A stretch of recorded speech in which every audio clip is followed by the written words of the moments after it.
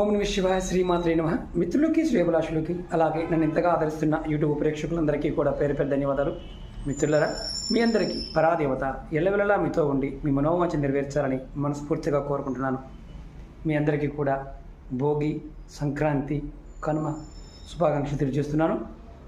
చాలామంది మిత్రులు, గురువుగారు మీరు వీడియోలో కనిపించడం లేదు, కనిపిస్తూ వీడియోలు చేయండి అని చాలామంది అడగడం జరిగింది. వారందరి కోరిక మేరకు రాబోయే రోజుల్లో అన్ని వీడియోలు కూడా కనిపించి చెప్పడానికి ప్రయత్నం చేస్తాను. ఎందుకంటే ఆ గడిచిన సంవత్సరం కాస్త బిజీగా ఉండటం, కామర్ పాయింట్ ఆఫ్ వ్యూలో మన అక్షరనిధి మడ్ పాయింట్ ఆఫ్ వ్యూలో బిజీగా ఉండటం, దానివల్ల కాస్త డిలే అవ్వడం జరిగింది. మన వెబ్సైట్ కూడా రెడీ అయ్యింది. ఇప్పుడు మెటీరియల్ కూడా దాంట్లో పెడుతూ వస్తున్నాం. అంటే 3.5 సంవత్సరాల క్రితం మీకు వాగ్దానం చేశాను. ఆ వాగ్దానం 3 సంవత్సరాల తర్వాత కానీ ఫుల్ఫిల్ అవ్వలేదు. అలాగే చాలామంది దేవతా వస్తువులు తీసుకుంటూ ఉన్నారు. వాళ్ళందరికీ కూడా పేరు పేరున కృతజ్ఞత తెలియజేస్తున్నాను. అలాగే ఇంతగా నన్ను ఆరాధిస్తున్న మీ అందరికీ కూడా ఈ సంవత్సరం, ఈ సంక్రాంతి నుండి మీ అందరి జీవితాల్లో అద్భుతమైన మంచి మార్పులు కలగాలని కోరుకుంటున్నాను. ఆ అమ్మవారి యొక్క అనుగ్రహంతో మీ మనసులో ఉన్న కోరికలన్నీ కూడా నెరవేరాలని మరొకసారి కోరుకుంటున్నాను. ఈరోజు ఈ వీడియో చేయడానికి బలమైన కారణం ఏంటంటే, చాలామంది మిత్రులు, అక్క చెల్లెళ్ళు మెయిల్స్లోను, కామెంట్స్లోను, ఫోన్లో కూడా అడుగుతుంది ఏంటంటే, ఈ సంవత్సరం అంతగా బాగోలేదంటే కదండి, కేతు సంవత్సరం అంట కదా, ఏదన్నా చాలా ఇబ్బందులు కలుగుతాయట కదా అని టీవీలో చూస్తున్నాము, యూట్యూబ్లో చూస్తున్నాము. అలాంటి ఇబ్బందులు రాకుండా ఉండడానికి ఏదైనా పరిష్కారాలు ఖర్చు కాకుండా ఉన్నాయా అని చాలామంది అడగడం జరిగింది. చాలా ఉన్నాయి.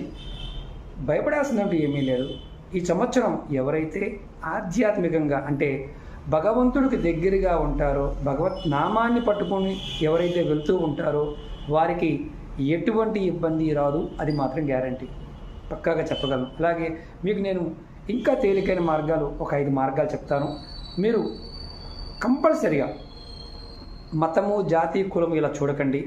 ప్రతిదీ కూడా మీరు ఏంటంటే పాటించే విధంగా మీరు మనస్ఫూర్తిగా పాటించండి. ఈ 5 విషయాలను కనుక మీరు ఈ సంవత్సరం పాటించినట్లయితే, సంక్రాంతి పండుగ రోజు నుండి అంటే రేపటి నుండి మీరు ఈ విషయాన్ని మీరు పాటించినట్లయితే ఖచ్చితంగా ఈ సంవత్సరం నుండి 2027 వరకు కూడా మీకు ఎలాంటి గ్రహస్థితి ఉన్నా మీ జాతకంలో అద్భుతమైన ఫలితాలను పొందుతారు.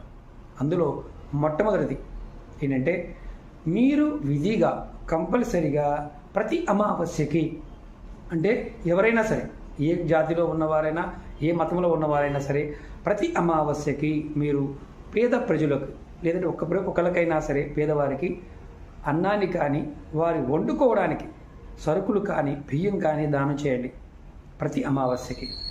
లేదు మీకు అలాంటి అవకాశం లేదు అంటే, ఎవరైనా రోడ్డు మీద అడుక్కునేవారు ఉంటారు కదా, వారికైనా సరే మీరు ఏం చేస్తారంటే, ఒక ఇడ్లీనో ఏదో ఒక తినే పదార్థాన్ని ఆ అమావాస్య రోజున మీ ఓపికని బట్టి పెట్టండి.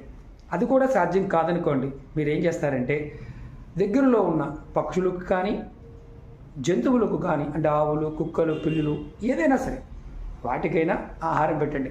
అది కూడా మీకు సాధ్యం కాకపోతే కంపల్సరిగా చీమలకైనా సరే కొద్దిగా పంచదారనైనా, బెల్లానైనా పెట్టండి. పెట్టే ముందు మాత్రం మనసులో మీ పితృదేవతను తలుచుకొని ఆహారం పెట్టండి. ఖచ్చితంగా ఎలాంటి స్థితి ఉన్నప్పటికీ కూడా మీకు దైవబలం అనేది వస్తుంది. ఎందుకంటే పితృదేవతలు శాంతిస్తారు. ఖచ్చితంగా మీకు ఫలితం రావడానికి అవకాశం ఉంటుంది. ఇది మొదటిది.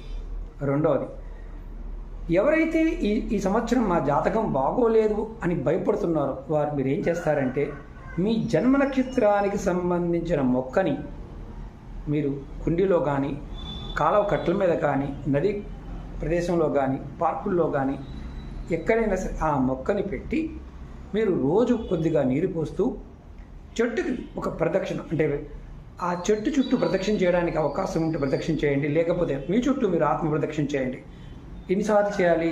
ఇలా 3 సార్లు చేసి ఆ చెట్టు దగ్గరికి మీకు వీలైతే కనుక వారంలో ఒక్కరోజైనా సరే మీరు దీపారాధన చేయండి. ఇలా చేయడం వల్ల మీ జాతకానికి సంబంధించిన దోషం ఏదైతే ఉంటుందో అది తొలగిపోతుంది. దానివల్ల మీరు ఏదైతే చేస్తున్న పనులు ఉంటాయో పనుల్లో ఆటంకాలు తొలుగుతాయి, ఆర్థికంగా ఇబ్బందులు తగ్గుతాయి, మానసికంగాను అలాగే దైవిక పరంగా కూడా మీ మనస్సు భగవంతుడి దగ్గరికి చేరడానికి అవకాశం ఉంటుంది. అంటే మీరు ఏది చేసినా అందులో విజయాన్ని పొందుతారు. ఇది రెండవది. మూడవది, ఖచ్చితంగా మీరు సంక్రాంతి నుండి కంపల్సరిగా గణపతి ఆరాధన చేయండి. ఈ సంవత్సరం మొత్తం కూడా గణపతి ఆరాధన అంటే విఘ్నేశ్వరుడి యొక్క ఆరాధన ఎలా చేయాలి, ఏ విధంగా చెప్తాను. మీరు ఇంటి దగ్గర అయినా సరే, లేదంటే దగ్గరలో దేవాలయం ఉన్నా సరే, గరక అంటాం, దుర్వ అంటాం. మీరు 12 గరక పూసలు తీసుకోండి. మొన్న వీడియోలో కూడా చెప్పాను. అంటే ఎందుకు చేయాలో చెప్తాను. 12 గరక పూసలు తీసుకొని 12 నామాలు ఉంటాయి, అంటే 12 నామాలు. ఆ 12 నామాలు అనుకుంటూ, ఒక్కొక్క నామం అనుకుంటూ ఒక్కొక్క గరక పూసలు స్వామివారి ముందు వేయండి. ఇలా మీరు ప్రతిరోజు చేయవచ్చు, లేదా వీలు కాకపోతే ప్రతి బుధవారం చేయండి. ఈ సంవత్సరం మొత్తం కనుక మీరు గణపతి ఆరాధన చేసినట్లయితే కేతుగ్రహాన్ని వచ్చే ఇబ్బందులు ఏదైతే ఉన్నాయో అవన్నీ కూడా తొలగిపోతాయి. మీ మనసులో ఉన్న సమస్త కోరికలు ఖచ్చితంగా నెరవేరుతాయి, 100% నెరవేరుతాయి. ఇది సిద్ధి ఉపాయానికి సంబంధించిన ఉపాయం. 4వది, ఇది చాలా ముఖ్యమైనది.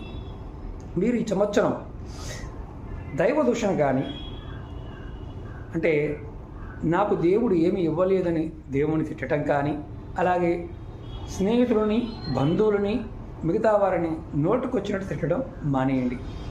ఎందుకంటే మీరు ఎంతగా దూషణ చేస్తారో మీకు ఈ సంవత్సరం అంత నెగిటివ్ ఫలితాలు వస్తాయి. ఎవరైతే దోషం చేయకుండా ఉంటారో వారికి ఖచ్చితంగా అద్భుతమైన ఫలితాలు కలుగుతాయి. ఎందుకంటే రాహువు కానీ, కేతువు కానీ, కుజుడు కానీ, శని భగవానుడు కానీ, మీరు ఈశ్వరుడికి దగ్గరగా ఉంటే వారి ప్రభావం మీ మీద ఉండదు. అంటే ఖచ్చితంగా భగవంతుని పట్టుకోవాలి. ఇది ఒకటి గుర్తుంచుకోవాల్సిన విషయం. ఈ సంక్రాంతి నుండి కనుక మీరు వచ్చే సంక్రాంతి వరకు మీరు ఇలా ఉండగలిగితే మీ జీవితంలో మీకు ఏది కావాలో అది ఖచ్చితంగా వస్తుంది. అంటే మీ నోరుని అదుపులో పెట్టుకోవాలి. ఖచ్చితంగా నోరుని అదుపులో పెట్టుకుంటే లక్ష్మీ యోగం కలుగుతుంది. లక్ష్మీ యోగం కలిగితే మీకు ధైర్యం వస్తుంది. ధైర్యం ఉంటే ఎటువంటి నిర్ణయాన్ని చక్కగా తీసుకోగలుగుతారు. కాబట్టి మీరు తిట్టడం మానేయండి, దూషణ మానేయండి. లేదండి మా వల్ల కావడం లేదంటే ఎవరైనా తిట్టవలసి వస్తే నారాయణానండి, ఓం గం గణపతి అని మహానండి, ఓం హనుమతి అని మహా అనుకోండి, ఓం నమ శివాయ అనుకోండి. అలా అనుకోవడం వల్ల కూడా మీకు ఖచ్చితమైన ఫలితాలు కలుగుతాయి. 5వది, ఇది చాలా ముఖ్యమైనది. మీరు ఈ సంవత్సరం ఎప్పుడు అయినా సరే, అంటే ఇంట్లో కానీ బయట కానీ ఎక్కడైనా సరే, ఏదో ఒక రోజు మీరు, అంటే పర్టికులర్గా ఆ సంవత్సరం మొత్తంలో ఏ ఒక్క రోజైనా సరే ఉపవాసం ఉండడానికి ప్రయత్నించేయండి. కటిక ఉపవాసం ఉండాల్సిన అవసరం లేదు. ఒక ఉపవాసం ఈ సంవత్సరం మొత్తంలో ఎర్లీగా చేసిన నెలలో ఒక్కసారి ఉంటే చాలు. అది కూడా మీరు పాలు పళ్ళు తీసుకోవచ్చు. ఆ రోజు మాత్రం మీరు తక్కువ మాట్లాడాలి. ఎంత తక్కువ మాట్లాడితే అంత అద్భుతమైన ఫలితాన్ని పొందుతారు. ఎందుకంటే మౌనంగా ఉండి మీరు ఉపవాసం చేసి ఈశ్వరనామాన్ని జపం చేసినట్లయితే, అంటే ఇష్టదైవాన్ని జపం చేసినట్లయితే మీకు ఈ సంవత్సరంలో వచ్చే ఏదైతే ప్రమాదకరమైన స్థితిలో ఉన్నాయో అవన్నీ తగ్గుతాయి, భయాలు కూడా తొలుగుతాయి. ఈ సంవత్సరం ఎంతవరకు భగవత్ జ్ఞానంతో, అంటే భగవంతుడి యొక్క నామంతో మీరు ఉంటారో ఖచ్చితమైన ఫలితాన్ని పొందుతారు. ఈ 5 విషయాలను మీరు పాటించినట్లయితే ఈ సంవత్సరం మీకు అత్యంత అద్భుతంగా యోగిస్తుంది. ఆ అమ్మవారి యొక్క అనుగ్రహంతో ఖచ్చితమైన ఫలితాన్ని మీరు పొందుతారు. ఓకే మిత్రులారా, మీ అందరికి మరొకసారి భోగి, సంక్రాంతి, కనుమ శుభాకాంక్షలు చెప్తున్నాను. అలాగే మీ అందరికీ కూడా అమ్మవారి అనుగ్రహం చేత ఈ సంవత్సరం మొత్తం కూడా మీ మనోవాంఛ నెరవేరాలని మనస్ఫూర్తిగా కోరుకుంటున్నాను. అలాగే మీకు ఈ వీడియో నచ్చినట్లు లైక్ చేయండి, ఛానల్ సబ్స్క్రైబ్ చేసుకోండి, పక్కనే ఉన్న గంట సింబల్ని యాక్టివేట్ చేసుకొని 10 మంది మిత్రులకి షేర్ చేయండి. చాలా వీడియోలు చెప్పడం జరిగింది, మన వీడియోస్లో ఉన్నాయి. కొత్త ఛానల్ లింక్స్ కూడా ఇచ్చాను. మన యూట్యూబ్ ఛానల్ లింక్తో పాటు మన ఈకామర్ అక్షనిధి మార్ట్ లింక్ కూడా వీడియో డిస్క్రిప్షన్లో ఇచ్చాను. మీకు దానిలో వస్తువులు పెడుతూ ఉన్నాను. ఇక రాబోయే రోజుల్లో అన్ని రకాల వస్తువులు కూడా మీకు అందుబాటులోకి తీసుకొస్తాను. అన్ని రకాలుగా ఉంటాయి. ఓకే మిత్రులారా, ఓం నమః శివాయ, శ్రీమాత్రే నమః.